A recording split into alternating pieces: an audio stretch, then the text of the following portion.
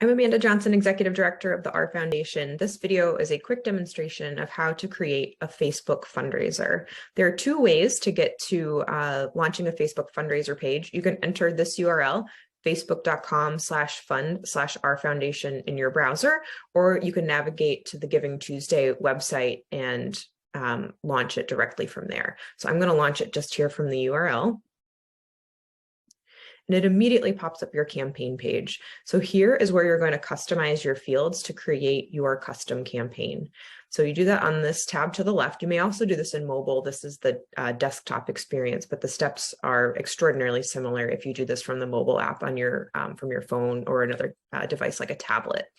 So the first thing to change is the fundraising goal. We recommend a $500 campaign, but you know your community best. So if you think you can raise more than that or would like to hone in on a smaller number, you can enter what you think your community can help you raise here. So I'm going to use $500. If you're in the US, you'll select US dollars as your currency. If you're elsewhere, you can choose your own currency. Next, we're going to choose when our fundraiser should end. We're going to choose the day, the week after Giving Tuesday. So Giving Tuesday is November 29th this year. We're going to choose December 6th. This will keep your campaign active for any last minute stragglers who may receive your messaging after Giving Tuesday itself and want to contribute to your campaign. Next, you choose a name for your campaign. The default will be the name from your Facebook profile and then fundraiser for the R Foundation. If you'd like to change this to something that's more reflective of your family, please feel free to do that here. You could use your child's name. You could add Giving Tuesday, anything you want you can add here, and that will ultimately be what shows up over here on the campaign page itself. Next is your campaign description in this text box here. This text here will pre-populate automatically. This is what the R Foundation has set as the default text.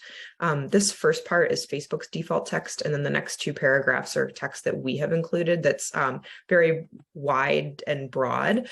This is an opportunity for you, if you're comfortable sharing more of your family story, to add some additional information about why your family is affected or how your family is affected by an ASXL syndrome and why you're raising money to support ASXL research and education through the R Foundation. And in our guide, our Giving Tuesday guide, there's some sample text that you might consider customizing and copying and pasting into this box. Then at the bottom is the cover image. That's this big image here that will be the lead image in your fundraiser, both in on mobile and on desktop. So this is the desktop view, and this switches over to the mobile view. You're welcome to just use this this default image that it pulls by default the image that is the cover image for the R Foundation's main page. So we've got this set as a Giving Tuesday image now. However, if you'd like to include a custom image, you click this little, it looks like a little deck of cards, click this here, and you'll it'll pop up your recent photos and you can upload a new photo. We are happy to provide a Giving Tuesday branded photo for your cover image that might include a picture of your child or of your family. We're happy to help create some of those for you. So that's something that you can request from me directly if you'd like to have a custom Giving Tuesday cover photo that is reflective of your family. And then from there, that's it. You just hit the create button and this will actually launch your campaign. So I'll do that here, and this will publish to my individual profile page as it creates. And this will now be available to everybody in my network. So the next thing, it's going to give you a little pop-up with some suggested tips for next steps.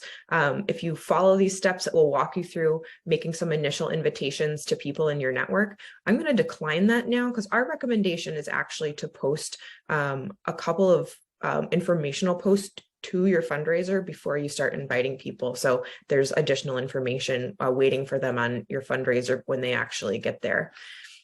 And so from here, it's just like posting to Facebook. You can write a post, you can add a photo, you can add video, you could tag other members of your family. It looks very similar. It's exactly the same as when you post to your primary Facebook page. And we have lots of suggested posts, including images, video, outlines with recommendations for sharing your story, some suggested ask language that you can use throughout your campaign. After you've made several posts, now is the time to start sharing your fundraiser. So here are a couple of tools to help you do that. The invite button will open up your contacts, and you can actually choose people to invite to contribute to your fundraiser. So you just click these buttons, these invitation buttons here, and it sends out an invitation. You can narrow your list if you're parts of different groups. And then sharing your fundraiser will actually share this to your personal feed. If you're a member of a group, you can share it to a group. You could share it with a specific friend or maybe another member of your family, like your spouse or a close relative, if you'd like to encourage them to also share your fundraiser, which is a great way to help widen the network of where your fundraiser is seen and viewed. So those are the basic sharing tools to share your fundraiser, and you now know how to make a custom fundraising page in just a couple of clicks. Thanks so much for hosting a fundraiser to support the R Foundation.